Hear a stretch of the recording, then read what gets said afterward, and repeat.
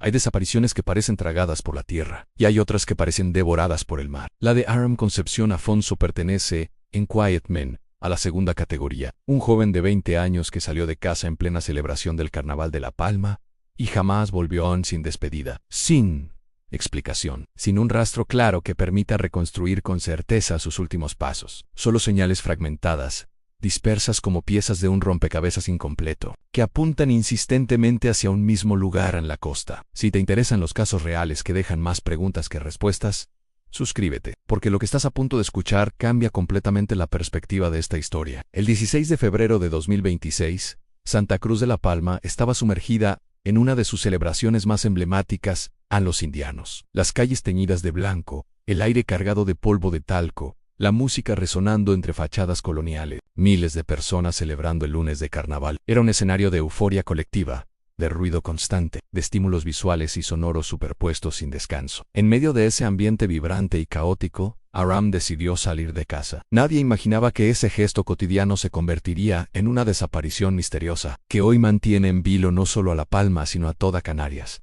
Aram no era un joven cualquiera. Estaba diagnosticado con trastorno del espectro autista de altas capacidades. Su entorno cercano conocía bien su sensibilidad ante determinados contextos. En situaciones de sobreestimulación intensa podía experimentar un colapso, una desconexión profunda, una saturación mental que lo obligaba a aislarse, a escapar del ruido de Vasque Refugio, en un espacio donde pudiera recomponerse. Y aquel lunes, el entorno era una auténtica tormenta sensorial. Multitudes, gritos, música o contacto físico involuntario, calor, polvo flotando en el aire, todo concentrado en pocas calles. A las 4:36 de la tarde las cámaras de seguridad lo captaron bajándose de un autobús, en la rotonda de entrada a la capital palmera. Vestía pantalón vaquero azul, sudadera negra y llevaba una mochila oscura. Caminaba en dirección a la calle Real, el epicentro de la fiesta. En las imágenes no parece correr ni mostrar un comportamiento extraño, simplemente avanza entre la multitud. Esa es la última imagen nítida que existe de él después.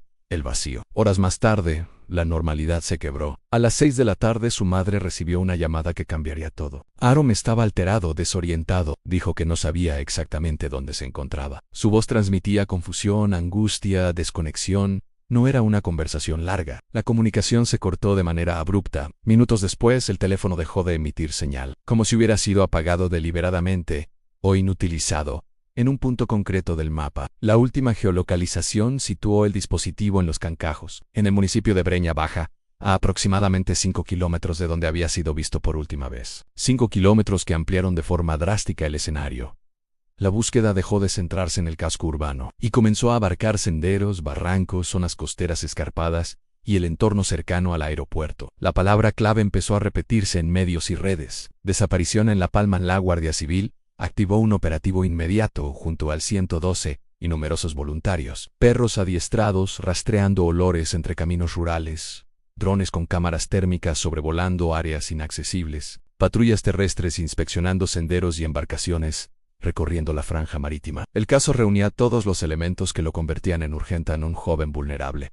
Una última llamada inquietante, y una zona geográfica compleja donde tierra y mar se funden en acantilados abruptos. Sin embargo, las horas se transformaron en días sin resultados concluyentes. No hubo movimientos bancarios posteriores a su desaparición. No se registró actividad en sus redes sociales. No existían indicios de compra de billetes ni registros de salida de la isla.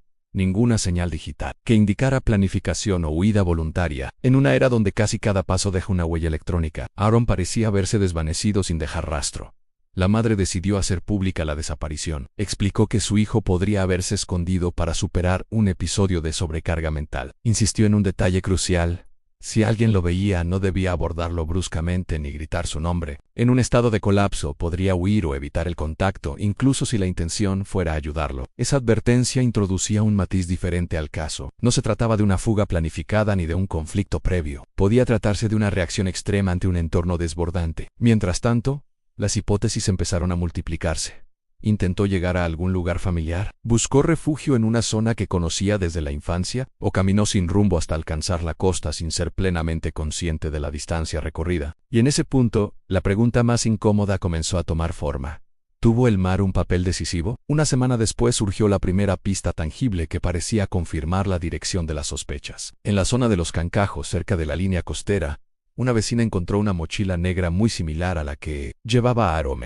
La ubicación coincidía con el último punto donde el teléfono había emitido señal. La mochila fue entregada a la Guardia Civil y enviada al laboratorio para su análisis. El hallazgo desplazó definitivamente el foco hacia el litoral. A partir de ese momento, el mar comenzó a marcar el ritmo de la investigación. La franja comprendida entre Santa Cruz, Los Cancajos y el aeropuerto se convirtió en el epicentro del operativo. Buceadores rastreando el fondo marino, drones explorando acantilados, voluntarios recorriendo senderos que descienden hasta pequeñas calas rocosas. La desaparición misteriosa adquiría un tono más oscuro, más inquietante. Poco después, el perro de la familia localizó fragmentos de tela en una zona conocida como el Pino de la Virgen. Nuevos indicios que reforzaban la presencia de Aram en ese corredor geográfico. Cada hallazgo parecía estrechar el perímetro, dibujar un trayecto posible, pero no ofrecía una respuesta definitiva. Solo confirmaba que había estado allí. Entonces se produjo el descubrimiento más impactante hasta ese momento. Un buzo particular realizando una inmersión cerca del aeropuerto encontró a unos 10 metros de profundidad un pantalón vaquero azul. La prenda fue entregada a las autoridades. Tras las pruebas pertinentes, la coincidencia con el pantalón que llevaba Aram el día de su desaparición era prácticamente total. Mochila en la costa, teléfono sin señal en el mismo entorno, pantalón bajo el agua, 3 elementos alineados en un punto concreto del mapa. Un patrón imposible de ignorar. Pero el mar no entrega respuestas con facilidad. Las condiciones meteorológicas empeoraron. Se declaró alerta por fenómenos costeros adversos, olas de hasta 5 metros, corrientes impredecibles, visibilidad reducida bajo el agua. Las inmersiones tuvieron que suspenderse temporalmente. La búsqueda quedó condicionada por la fuerza del océano. Cada día sin resultados alimentaba la incertidumbre colectiva. La investigación seguía abierta, sin descartar ninguna línea. No existía confirmación oficial de delito, tampoco pruebas concluyentes de una salida voluntaria planificada. El caso de Aram se movía en una zona gris, donde las teorías convivían con la esperanza y donde cada indicio parecía apuntar hacia el mismo horizonte inquietante. La pregunta se volvía más pesada con el paso del tiempo. ¿Qué ocurrió exactamente entre aquella llamada desesperada y el silencio absoluto del teléfono? Porque en toda desaparición existe un instante preciso en el que todo cambia, un segundo decisivo que separa la normalidad del misterio. En este caso, ese instante parece haber quedado sepultado, bajo agua salada, corrientes traicioneras y un fondo marino que todavía guarda secretos que podrían cambiarlo todo. Cuando una investigación se concentra en un punto concreto del mapa, cada metro adquiere un significado distinto. En el caso de Aram, ese punto era una franja costera específica entre Los Cancajos y el aeropuerto de La Palma. No se trataba de una línea recta cualquiera. Era un terreno irregular con zonas rocosas, pequeñas calas y corrientes cambiantes. Los accesos, a simple vista, pueden parecer inofensivos pero esconden desniveles abruptos. Los investigadores comenzaron a reconstruir una posible secuencia, desde la rotonda donde fue visto por última vez hasta la última señal del móvil. Había una distancia que podía recorrerse a pie en un tiempo relativamente razonable. No era imposible, no era una ruta descabellada, pero tampoco era un trayecto casual si se encontraba en un estado de desorientación. Esa contradicción empezó a alimentar el debate. ¿Caminó con un objetivo claro o simplemente avanzó intentando alejarse del ruido? La llamada a su madre seguía siendo el elemento más inquietante. Aram dijo que no sabía dónde estaba. Esa frase, aparentemente simple, se convirtió en el centro de todas las hipótesis. Si estaba desorientado, ¿cómo logró desplazarse varios kilómetros hasta una zona costera concreta? ¿Pudo haber tomado otro autobús? ¿Alguien lo llevó? ¿O simplemente caminó siguiendo la línea del litoral sin plena conciencia del entorno? Los registros no mostraban que hubiera subido a otro transporte público. Tampoco había imágenes concluyentes de él en estaciones posteriores. El vacío entre las 16:36 y las 6 de la tarde se convirtió en un agujero temporal, donde cabían demasiadas posibilidades. Mientras tanto, el hallazgo del pantalón bajo el agua añadía una dimensión completamente diferente. Encontrar una prenda a 10 metros de profundidad no era un detalle menor. Implicaba que, si había llegado al mar, el cuerpo podía haber sido arrastrado por corrientes marinas que en esa zona son especialmente variables. Las mareas en la costa este de La Palma pueden modificar la dirección de arrastre en cuestión de horas. Ese factor introducía un nuevo desafío,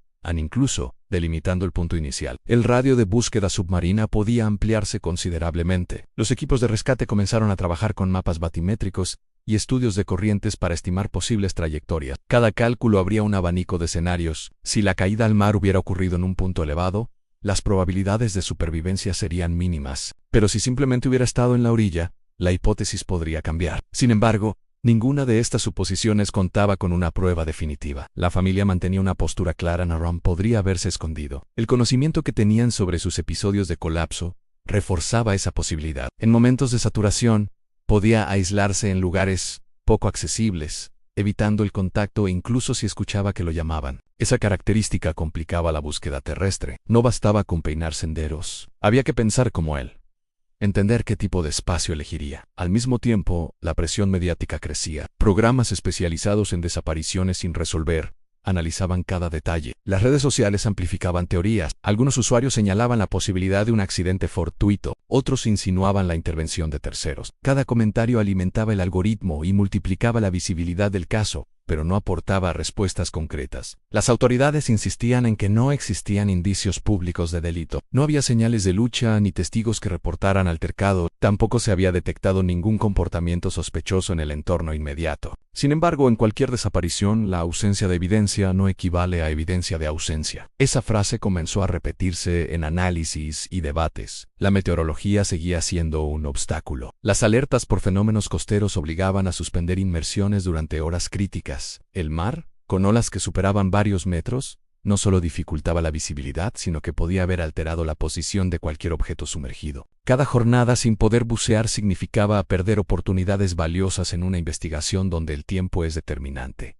La zona del aeropuerto adquirió un protagonismo inesperado, no por las instalaciones en sí, sino por su cercanía al punto donde convergían las pistas. Mochila, última señal del móvil y pantalón. Era como si un triángulo invisible delimitara el epicentro del misterio. Sin embargo, dentro de ese perímetro, no aparecía el elemento clave que todos buscaban. Algunos especialistas plantearon la posibilidad de que el teléfono hubiera perdido señal por caída o impacto, no necesariamente por inmersión inmediata. Ese matiz dejaba abierta una opción inquietante, que hubiera estado en tierra durante más tiempo del que se pensaba antes de cualquier contacto con el agua. Si eso fuera cierto, la línea temporal podría modificarse de forma drástica. La familia, por su parte, no dejaba de colaborar con las autoridades. Se revisaron lugares vinculados emocionalmente a Rom, espacios que frecuentaba, rincones tranquilos que le resultaban familiares, trayectos que había recorrido en otras ocasiones. Cada recuerdo se convertía en una posible pista. Cada detalle cotidiano adquiría un peso inesperado. Pero la investigación no solo dependía de rastrear el pasado inmediato, también exigía anticipar escenarios extremos.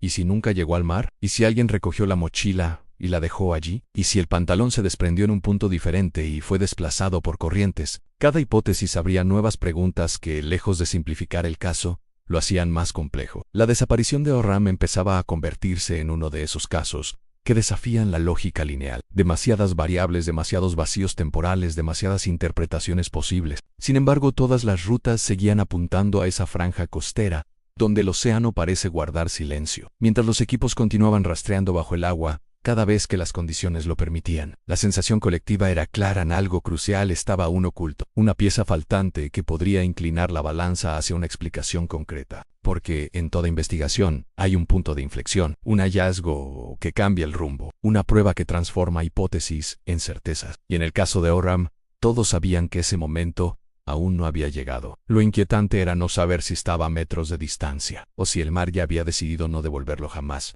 Pero cuanto más se estrechaba el perímetro, más evidente se hacía una paradoja inquietante: todas las pistas apuntaban al mismo lugar. Y aún así, nada terminaba de encajar. La franja costera entre los Cancajos y el aeropuerto no es solo un tramo de litoral, es una zona fragmentada por coladas volcánicas antiguas, grietas invisibles desde arriba y accesos que pueden parecer sencillos en mapas digitales, pero que, al recorrerlo, se transforman en trayectos irregulares y exigentes. Pensar que alguien desorientado pudiera atravesar esa área sin dejar rastro físico comenzaba a generar dudas entre algunos investigadores. Se revisaron imágenes de cámaras cercanas a carreteras secundarias, se analizaron horarios de tráfico, se verificaron matrículas, nada concluyente. Ninguna evidencia directa de que alguien lo acompañara.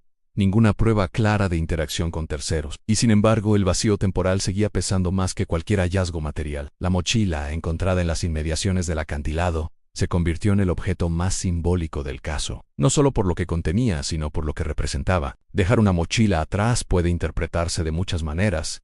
Puede ser una señal de desprendimiento voluntario, puede ser consecuencia de un accidente, puede incluso formar parte de una secuencia que aún no entendemos. Los peritos analizaron la posición exacta en la que fue hallada. No estaba lanzada al azar ni completamente oculta. Tampoco parecía cuidadosamente colocada. Esa ambigüedad volvió a dividir interpretaciones. Si hubiese sido un acto premeditado, ¿habría sido más evidente? Si hubiese sido un accidente, ¿No estaría más cerca del borde o caída entre las rocas? Mientras tanto, el mar seguía modificando el escenario día tras día. Las corrientes en esa zona pueden cambiar de dirección dependiendo del viento predominante y del estado de la marea. Lo que hoy podría arrastrarse hacia el sur, mañana podría desplazarse en sentido contrario. Esa variabilidad complica cualquier proyección lineal sobre el posible recorrido de un cuerpo o de prendas desprendidas. Los buzos describieron la visibilidad como intermitente. En algunos momentos, el agua permitía explorar con relativa claridad. En otros, la suspensión de sedimentos convertía el fondo en una masa oscura donde apenas se distinguían siluetas. Cada inmersión era una carrera contra el tiempo y contra las condiciones naturales. Pero más allá del aspecto físico, había un componente psicológico que seguía siendo central. La frase "no sé dónde estoy" no es solo un dato, es un estado mental. Puede indicar desorientación real, ansiedad, desconexión momentánea del entorno, o incluso una percepción alterada de la ubicación, aunque físicamente se estuviera relativamente cerca de un punto reconocible. Algunos expertos en comportamiento humano subrayaron que, en situaciones de estrés intenso, el cerebro puede priorizar el movimiento sobre la orientación, es decir, avanzar sin dirección clara, impulsado más por la necesidad de escapar de una sensación interna que por un destino específico. Si ese hubiera sido el caso, el recorrido hasta la costa podría no haber sido planificado, sino consecuencia de seguir una línea intuitiva, quizá la del mar como referencia constante. La proximidad del aeropuerto añadió otra capa al análisis, no porque hubiera indicios dentro de sus instalaciones, sino porque la zona está parcialmente vigilada por sistemas de seguridad que en teoría capturan movimientos en áreas perimetrales. Sin embargo, no todas las cámaras cubren todos los ángulos, y la vegetación o la geografía pueden crear puntos ciegos. La ausencia de imágenes no confirmaba nada, pero tampoco descartaba desplazamientos invisibles para esos dispositivos. A medida que avanzaban los días, el caso comenzaba a entrar en una fase delicada. Cuando una desaparición no se resuelve en las primeras 72 horas, las probabilidades estadísticas cambian. La búsqueda deja de centrarse solo en la localización inmediata y se expande hacia hipótesis más amplias. En el caso de Oram, esa transición se sintió como un cambio silencioso pero profundo en la narrativa pública. Las redes sociales empezaron a reconstruir su vida digital. Fotografías, comentarios, rutinas compartidas meses atrás. Cada publicación era examinada en busca de indicios retrospectivos. Pero el peligro de ese análisis colectivo es que puede generar patrones donde no necesariamente existen. La mente humana tiende a conectar puntos incluso cuando esos puntos no forman parte de una misma línea. Las autoridades reiteraron que no existían pruebas sólidas de intervención criminal, pero también reconocieron que la investigación seguía abierta en todas las direcciones posibles. Esa apertura, lejos de tranquilizar, alimentó el misterio, porque cuando todas las hipótesis permanecen sobre la mesa, significa que ninguna ha logrado imponerse con claridad. La pregunta que empezaba a resonar con más fuerza era otra. ¿Qué ocurrió exactamente entre el momento de la llamada y el apagado definitivo del móvil? Ese intervalo podía ser cuestión de minutos, pero dentro de él cabía un universo de posibilidades. Una caída, un desvanecimiento, un encuentro, o simplemente un trayecto más largo del que inicialmente se calculó. Algunos especialistas señalaron que los teléfonos pueden perder conexión antes de quedar completamente inutilizados. Una caída en una zona con cobertura irregular podría simular un apagado abrupto. Si eso sucedió, el último punto registrado no necesariamente sería el lugar exacto donde terminó su recorrido. Esa diferencia técnica, aunque pequeña, ampliaba el radio de búsqueda. El océano, mientras tanto, mantenía su ritmo indiferente. Las olas golpeaban los acantilados con la misma fuerza de siempre. El paisaje no mostraba señales visibles de tragedia. Y quizás esa sea una de las características más desconcertantes de este tipo de casos. El entorno continúa intacto, como si nada hubiera ocurrido. Pero para la familia y para quienes seguían la investigación, cada roca, cada sendero, cada tramo de agua representaba una posibilidad aún no explorada completamente. La sensación persistente era que faltaba una pieza. No necesariamente una gran revelación, sino un detalle mínimo capaz de reorganizar toda la secuencia. Porque en desapariciones como esta, la clave rara vez es espectacular. Suele ser discreta, no un dato técnico mal interpretado. Una ruta alternativa no considerada, una decisión impulsiva tomada en segundos. Y mientras ese detalle no aparezca, el caso de Aram seguirá suspendido en esa zona intermedia entre la hipótesis y la certeza. Un territorio donde la lógica intenta imponerse, pero el silencio del mar sigue teniendo la última palabra. La cuestión ahora no es solo dónde está, es entender qué pasó realmente en ese tramo de tiempo donde todo se fragmentó. Si algo dejó claro la tercera fase de la investigación, es que el caso de Aram no se sostenía únicamente sobre hechos físicos, sino sobre una sucesión de silencios. Silencios entre registros. Silencios entre coordenadas. Silencios entre lo que se sabe y lo que nunca quedó documentado. Espacios en blanco que, lejos de disiparse con el paso de los días, parecían expandirse como una marea lenta y constante. Y en esos silencios comenzó a construirse la parte más difícil de aceptar, a la posibilidad de que la respuesta no fuera extraordinaria, sino trágica o menchisimpor. Con el paso de las semanas, el dispositivo de búsqueda se fue ajustando. No terminó, pero cambió de intensidad. Los equipos ya no esperaban un hallazgo inmediato. Trabajaban con la disciplina fría de quienes saben que algunos casos se resuelven a largo plazo. Se revisaron nuevamente las corrientes marinas con modelos más amplios.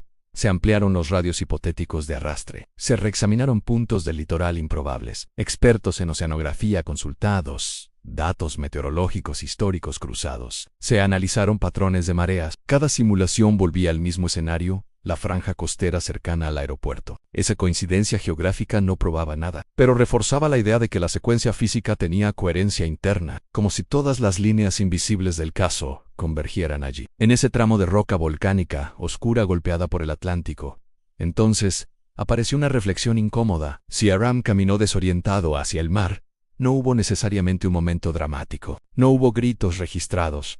No hubo testigos de una caída. No hubo una escena visible. Solo un trayecto que se fue apagando progresivamente en primero la ubicación, luego la señal, luego la presencia.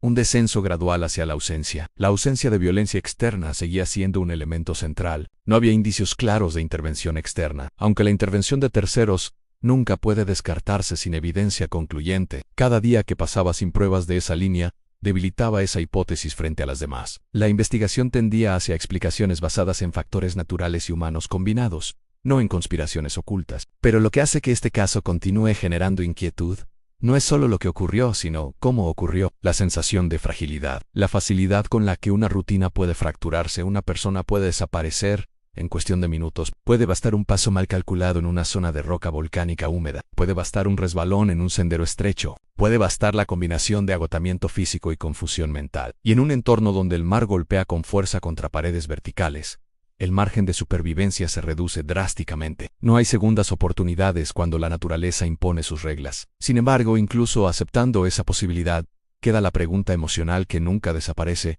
Hubo un instante en el que pudo regresar. Hubo un punto exacto en el que la historia pudo tomar otro rumbo, un cruce de senderos donde una decisión mínima habría cambiado todo. El caso de Aram también puso sobre la mesa un debate más amplio sobre la salud mental y la vulnerabilidad en espacios públicos. No como una etiqueta simplista, sino como una realidad compleja. Una persona puede parecer funcional y, horas después, atravesar un episodio interno. Esa dualidad dificulta cualquier reconstrucción lineal basada únicamente en comportamiento previo. La mente humana no siempre deja rastros visibles. La investigación dejó una enseñanza clara, la tecnología ayuda pero no lo explica todo. Los registros de antenas telefónicas delimitan áreas, no trayectorias exactas. Las cámaras capturan ángulos, no intenciones. Los objetos encontrados cuentan fragmentos, no narrativas completas. Incluso los algoritmos trabajan con probabilidades, no con certezas. Y cuando la narrativa queda incompleta, el misterio persiste. Con el tiempo, el nombre de Aram dejó de aparecer diariamente en titulares, pero nunca desapareció del todo. El caso se convirtió en uno de esos relatos que resurgen periódicamente cuando surge un nuevo dato. Cuando alguien cree haber visto algo, cuando una corriente devuelve un objeto inesperado en otro punto del litoral. Cada reaparición reabre la herida, reactiva la memoria colectiva y devuelve el caso al centro de la conversación pública. Porque el mar no es una superficie estática, es un sistema dinámico impredecible. Puede retener durante meses lo que parecía perdido para siempre, puede desplazar kilómetros en cuestión de días, puede ocultar con facilidad lo que en tierra sería evidente. Y esa incertidumbre permanente impide cerrar completamente el capítulo. Sin embargo, más allá de las hipótesis técnicas, lo que permanece es la dimensión humana. Una llamada que quedó suspendida en la memoria. Una frase que todavía resuena a no sé dónde estoy. Una mochila en un acantilado. Un pantalón a 10 metros de profundidad. 4 elementos que combinados forman una historia sin desenlace definitivo. 4 piezas que encajan parcialmente, pero nunca completan el rompecabezas entero. Tal vez el punto de inflexión que todos esperaban nunca llegue en forma de revelación espectacular. Tal vez no exista un giro inesperado. Tal vez la verdad sea menos cinematográfica y más dolorosamente real, una concatenación de factores naturales y humanos que coincidieron en el peor momento posible. Una suma de circunstancias que, por separado,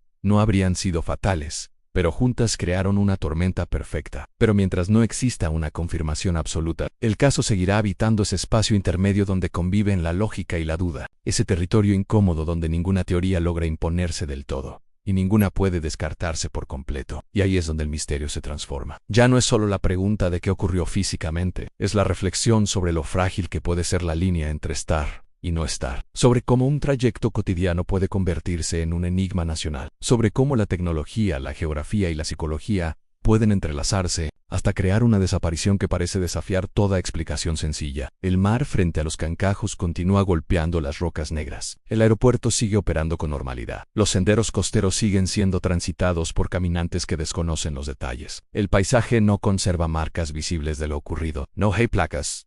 No hay señales que indiquen que allí comenzó una historia inconclusa. Pero para quienes conocen la historia, ese tramo del litoral ya no es solo paisaje.